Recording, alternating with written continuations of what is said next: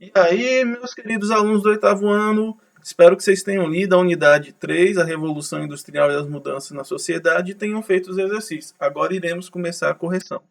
Uma pequena observação, as respostas estão escritas com a cor azul, para facilitar para vocês.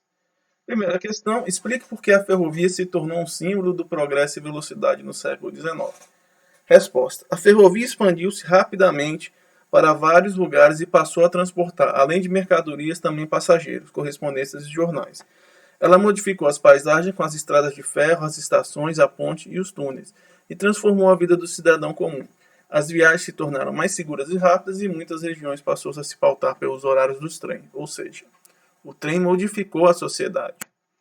Segunda, de que forma os navios a vapor contribuíram para a comunicação entre as pessoas que viviam em diferentes continentes? Resposta. Além de tornar as viagens mais rápidas, havia os navios postais a vapor, que transportavam correspondências e jornais para várias partes do mundo. Terceira, sob orientação do professor, reúnam-se em grupo.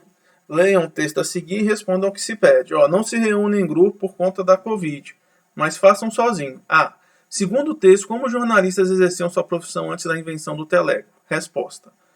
Antes da invenção do telégrafo, os jornalistas se comunicavam por meio de correspondência que costumavam chegar de navio, trem ou carruagem. Assim, as notícias demoravam para chegar de um lugar para o outro. B.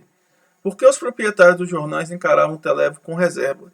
Será que atitude semelhante pode acontecer com alguma invenção da atualidade? Explique. Resposta. Alguns proprietários de jornais temiam que o telégrafo liquidasse seu negócio, outros que ele facilitasse a emergência de concorrentes.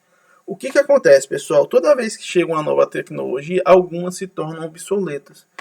É o caso da internet. Quando a internet surgiu, ela começou a revolucionar as relações sociais, o trabalho, a música, a televisão. E um dos primeiros impactos foram as indústrias, a indústria fonográfica, que vendia CD e cassete. Elas tiveram grandes dificuldades econômicas, as pessoas não compravam mais CD, simplesmente baixavam a música da internet. A mesma coisa com o celular. Antes todo mundo tinha um telefone fixo. Com o celular ninguém mais tem telefone fixo. Então são mudanças. Uma tecnologia às vezes torna a outra obsoleta ou complementa. C. Escreva um texto coletivo explicando a importância do telégrafo para os capitalistas, os governos, os cidadãos comuns e os jornalistas. Resposta.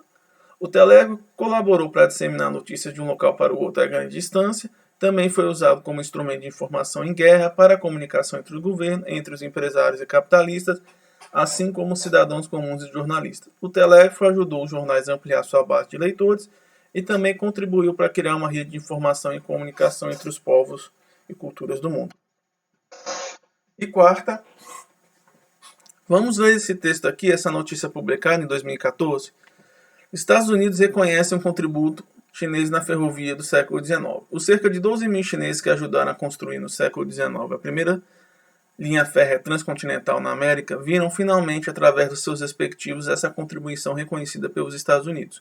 Uma placa alusiva a esse reconhecimento foi colocada na parede de honra do Departamento de Trabalho norte-americano.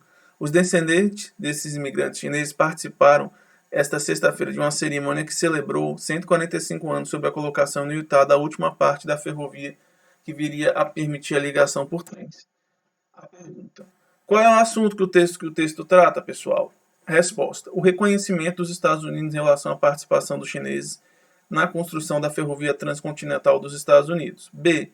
A linha férrea a qual se refere é conhecida como Pacific Highway, e ela foi construída por duas frentes de trabalhador. Uma trabalhou a partir de Utah em direção à costa oeste, e a outra a partir do estado da Califórnia em direção à costa leste.